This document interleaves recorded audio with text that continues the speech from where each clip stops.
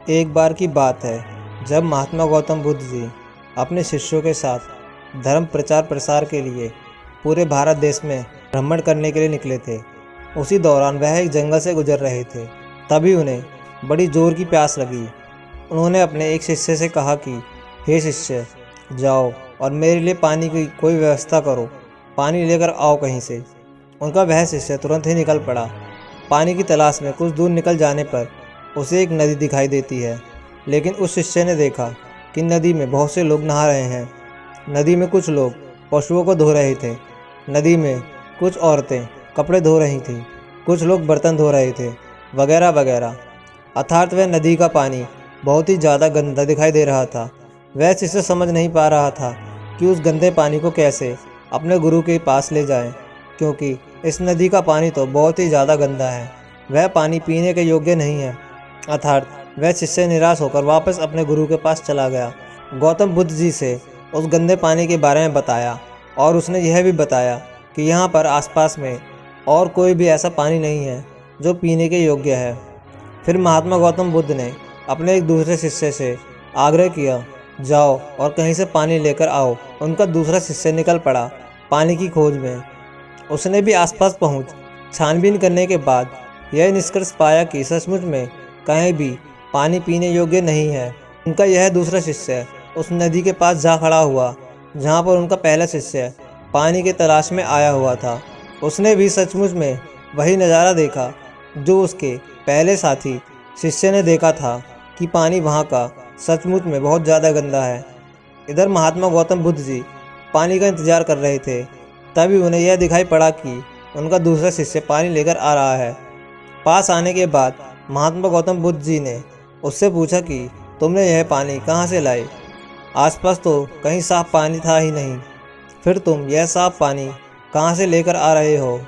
तो उनके दूसरे इस शिष्य ने यह जवाब दिया कि गुरुदेव, मैं यह पानी उसी नदी से लेकर आ रहा हूँ। सभी लोग बड़े ही आश्चर्यचकित हो गए कि यह कैसे हो सकता है। पहले शिष्य ने तो यह बताया था कि उस नदी का पानी बहुत गंदा है।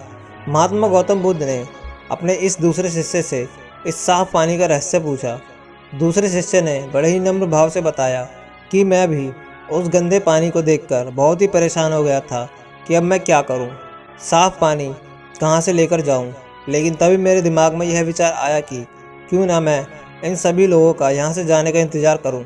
अर्थात जैसे ही वह लोग चले जाएंगे, नदी का पानी इस्तेमाल नहीं होगा तो धीरे धीरे शांत हो जाएगा और गंदे पानी के अंदर की सारी मिट्टी स्थिर हो जाने के बाद नदी के ज़मीन के तल पर बैठ जाएगी और ऊपर का सारा पानी साफ हो जाएगा। और अंत में यह मैंने किया, उन लोगों का जाने का इंतज़ार किया और जैसे ही वह लोग चले गए, पानी धीरे धीरे स्थिर हो गया तथा उस पानी में घुले हुए सारे गंदगी नदी के तल में जाकर बैठ गई, जिससे ऊपर का पानी साफ दिखाई देने लगा। यानी पानी साफ हो गया था और मैं वही साफ पानी लेकर आपके पास आया हूँ गुरुदेव। महात्मा गौतम बुद्ध जी ने अपने दूसरे शिष्य की इस बात को सुनकर बड़े प्रसन्न हुए और उस पानी को पीकर अपनी प्यास को बुझाया तथा साथ ही साथ बाकी के शिष्य को यह संदेश दिया कि सब्र का फल मीठा होता है। अर्थात इसी तरह से अगर हम कोई भी कार्य को करते हैं तो उस कार्य में तरह तरह की समस्याएं आएंगी, तरह तरह की परेशानी आएंगी, लेकिन हमें उन परेशानियों का सब्र के साथ सामना करना चाहिए।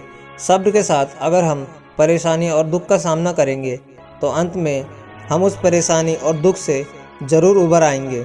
दोस्तों, ऐसे ही हमारे जीवन में हम सब कोई भी कार्य करते हैं तो बहुत सारी परेशानी आती हैं, बहुत सारे दुख आते हैं, लेकिन दोस्तों उन परेशानी का, उन दुखों का डटकर हमें सामना करना चाहिए।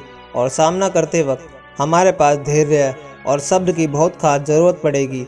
तो दोस्तों, बिना डरे, बिना सहमे, सब्र करते हुए धैर्य के साथ परिश्रम करते रहें, अपना कर्म करते रहें, तो एक ना एक दिन आपको उसका अच्छा फल ज़रूर मिलेगा।